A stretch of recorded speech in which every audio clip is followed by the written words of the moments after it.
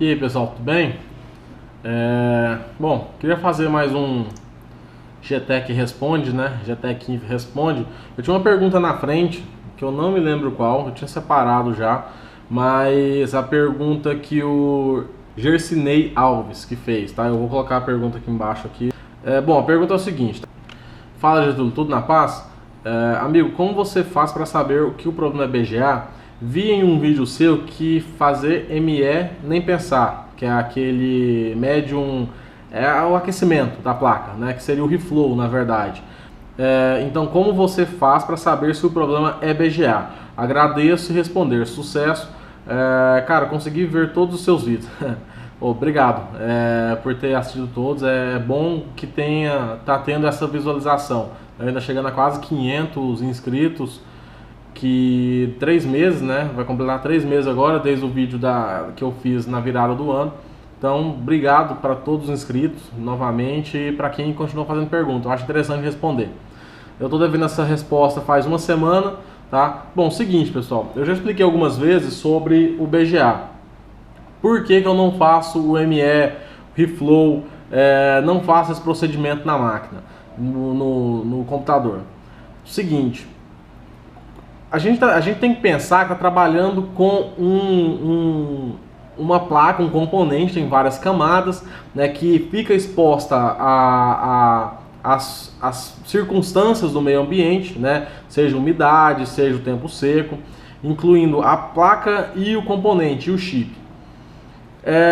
Temperatura, hoje o maior problema que tem para ter uma placa, um computador extremamente rápido, esse é o maior problema que tem, é a questão da temperatura. A gente tem que partir do princípio que temperatura, calor, é estressante para a máquina, né? É um processo que estressa ou a peça ou a placa. Por isso que em alguns casos eu falo da IR6000, IR9000, eu não gosto de utilizar de infravermelho, porque elas costumam dar bolha, ou seja, é um sintoma de superaquecimento, porque aqueceu, obviamente tem umidade entre as camadas, por isso dá bolha, mas é devido à alta temperatura que causa bolha. Então, toda vez que chega uma máquina, vamos colocar um padrão, um AMD DV4, um AMD HP DV4, ele chegou aqui para mim, por que eu não vou fazer o ME? Ele chegou com as seguintes características: ele liga e não dá imagem. Independente se ele está bipando uma vez, 2 vezes, 3 vezes, 4 vezes, acho que vai até 8 vezes, se não me engano. Independente disso, o primeiro passo que eu vou fazer, normalmente, né, obviamente se eu não ver que a BIOS está corrompida, mas eu vou fazer o rechip ou o reball, tá? Eu não vou fazer o reflow. Por quê? O reflow, se eu colocar na minha máquina aqui, na Onton que eu tenho, eu vou esquentar a placa e vou esquentar o chip. Vamos colocar que é um chip que nunca foi mexido, é um chip original, que o cliente tem, sempre cuidou e tudo, e nesse momento deu defeito.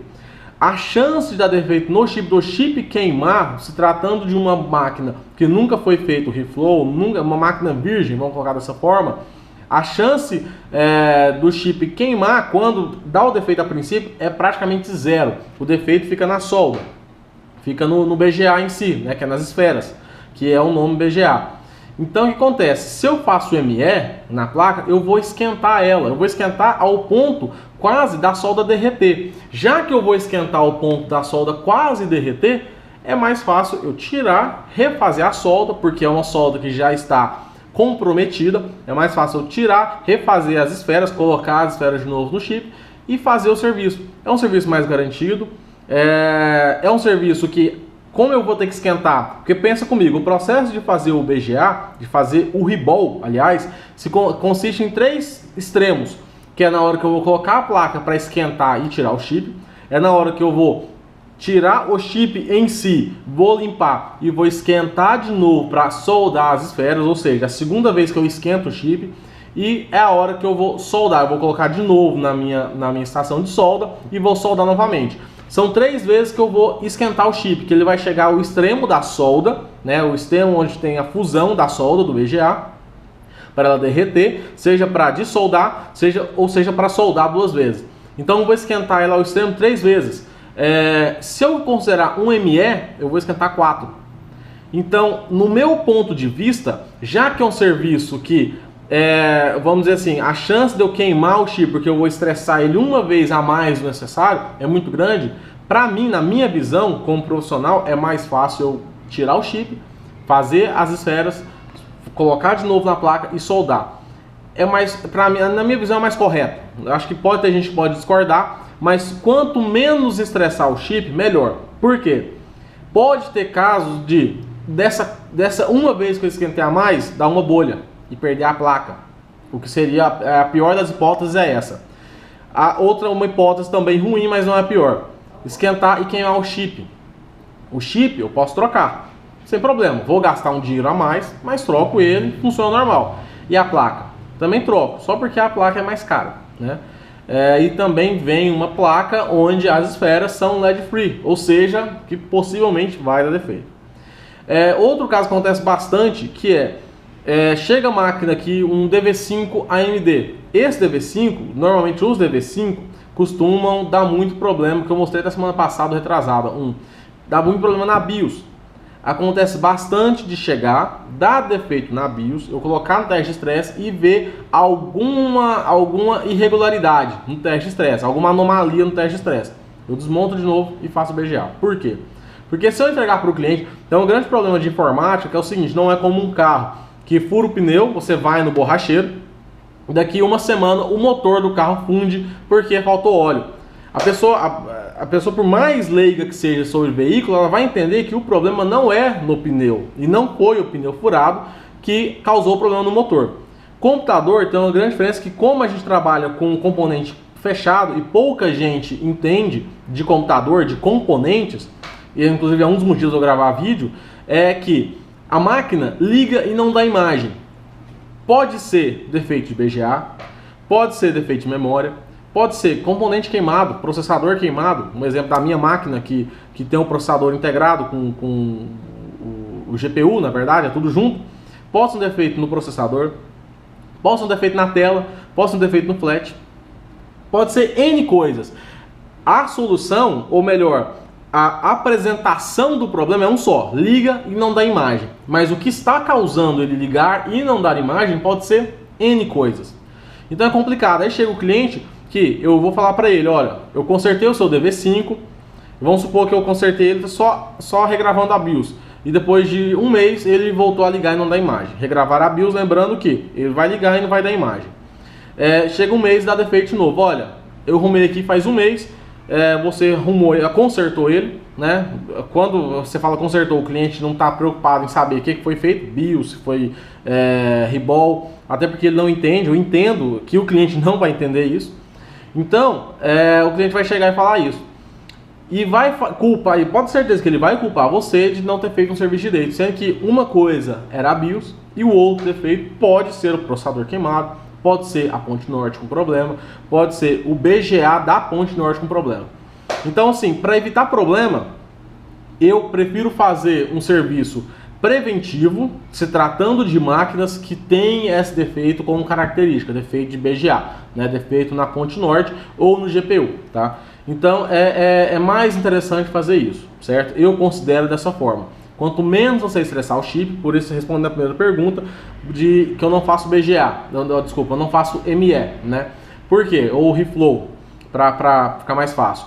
Então, por quê? Porque isso vai gerar um estresse a mais para a placa e para o chip. E eu prefiro evitar esse estresse e que estressar apenas 3 vezes, que é o necessário para eu solucionar um problema, seja preventivamente, né? Ou seja um problema que já aconteceu, um problema ocorrido, tá? Bom, a outra coisa é como eu detecto que é BGA. Primeira coisa, fonte assimétrica, tá? Essa ferramenta é muito importante. Eu considero uma das mais importantes que tem é a fonte assimétrica. Porque por ela, pela corrente que o computador está puxando, eu sei detectar se ele ligou e deu imagem, mesmo que não esteja ligado em tela nenhum, se ele ligou e está entrando no sistema, se ele ligou e às vezes ele está com tela, mas a tela está escura, eu não consigo enxergar, eu consigo detectar se ele está ligando e entrando no sistema, ou se é um defeito de tela. Então o que acontece? A gente tem que considerar que cada componente, eu vou pegar uma placa aqui. Bom, essa placa é uma placa Dell, né? É uma placa Dell onde tem um processador integrado, correto? Deixa eu olhar na câmera aqui. E tem o PCH dela. Bom, O princípio de start da máquina é quando entra a fonte primária, 19 volts, e converte as tensões para todos os componentes, cada componente puxa uma corrente, correto? Ela puxa uma amperagem, tá? Falando no modo incorreto, entre aspas, né? Então é o seguinte, a tensão ela vai entrar, o cheque, a placa tem um cheque, a BIOS ela vai checar todos os componentes e vai dar a posição para você, está tudo funcionando, e a resposta para isso é da imagem na tela, né? Correto é o que? Ela ligou, deu imagem, ok. Quando o defeito, vamos colocar da seguinte forma, quando o defeito é a ponte norte, geralmente a máquina liga, ela tem uma tensão subida, né? Uma tensão crescente.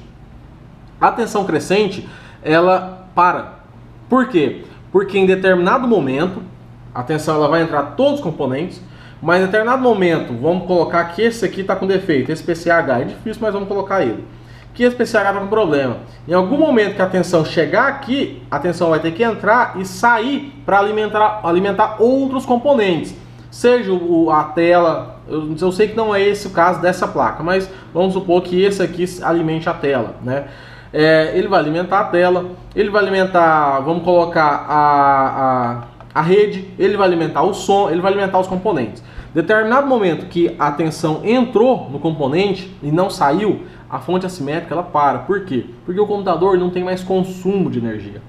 O consumo dele fica estagnado em alguma esfera ou ou na própria peça que não está conseguindo passar a corrente, porque às vezes a esfera está com microtrinca e não consegue passar a corrente. Então é extremamente importante usar a ferramenta, a fonte assimétrica, tá? A fonte bancada. E eu acho extremamente importante, porque só pela fonte, pela característica da fonte, eu sei. Quando você liga o computador, ele faz um check total e dá a resposta na tela.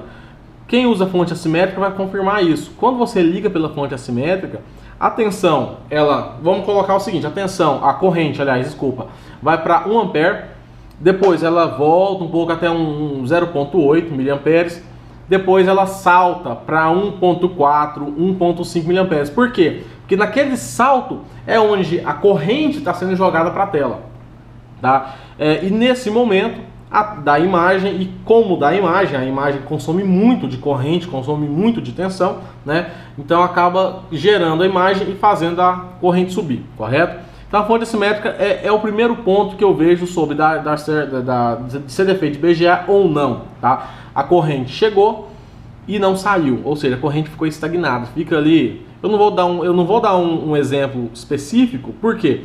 Porque isso pode oscilar de máquina para máquina. Cada máquina tem puxa uma corrente específica, né? Hoje as máquinas mais atuais que tem memória de 1,35 volts, tem aquela questão de ecologicamente correto, né? Que consome menos energia, né? Por conta do planeta. Então oscila bastante, tá? Não existe um padrão. Mas se você vê que a fonte assimétrica parou, ficou estagnada, você pode ter certeza que algum problema, algum componente não está passando a corrente adiante. E normalmente, se tratando de máquinas que são AMD, que dá mais defeito, né? Dá esse problema, tá? É esse problema de BGA. Outro caso, outra forma bem fácil de detectar se o defeito é BGA, essa é a mais simples de todas, é pesquisando, tá? Eu tô com um Asus novo aqui, acho que é o N43S. Novo que eu digo de 2 anos, 3 anos. Ele tem uma placa de vídeo dedicada, é um i7, placa de vídeo dedicada. Está desmontado ali atrás, naquela bagunça ali. Que ele tem o chip gráfico dedicado. Ele tem o chip, né, o GPU, e tem as memórias aqui também, certo? O defeito dele, ele liga, em determinado momento ele reinicia, dá tela azul, dá alguns problemas intermitentes. Esse é um caso que eu não posso ter certeza se é um defeito de BGA. Pode ser o chip? Pode. Pode ser as memórias do chip? Pode.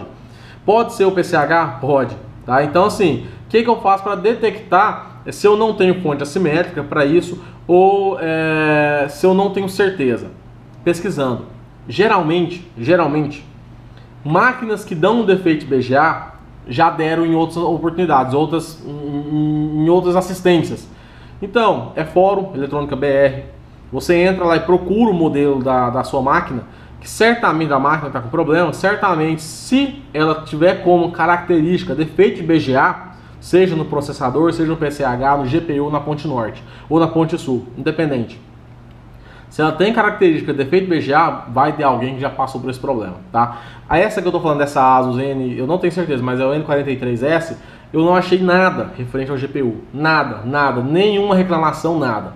Então, eu não vou arriscar fazer um BGA de um componente que ninguém relatou problema. Então, certamente não é o defeito dele. Pode ser a PCH, pode ser o processador, pode ser outra coisa, mas dificilmente vai ser ele. Pode ser as memórias, mas eu ainda não arrisquei isso não, tá? Então, assim, é difícil eu falar sobre como detectar exatamente o problema de BGA. Na maioria das vezes é o feeling, é você saber, né? Ter o conhecimento, ter a experiência, né? Pela experiência você acha muito problema. E normalmente ter aquela malícia, né? Aquele 1% safadão, tá? Brincadeira. Mas assim, é ter uma certa malícia para você arriscar, né? Você tomar uma decisão e arriscar, beleza? Espero que tenha respondido. Tá muito grande o vídeo, né? Mas acho que foi a forma mais resumida e mais correta que eu poderia falar sobre isso, tá? Esse é um assunto complicado, às vezes pode ter gente que vai discordar, que vai falar diferente, mas assim, é a forma que eu faço aqui e funciona. Pelo amor de Deus, gente, ME, reflow, não façam, não compensa o risco, não compensa. Raríssimas exceções, raríssimas, vamos colocar 20, às vezes eu posso fazer aqui o ME, tá? Que o chip não encontra no Brasil, às vezes, então eu vou ter que arriscar alguma coisa, tomar uma decisão e arriscar alguma coisa, tá? Então, beleza? Espero ter ajudado, respondido o Gersinei, tá? E até o próximo vídeo.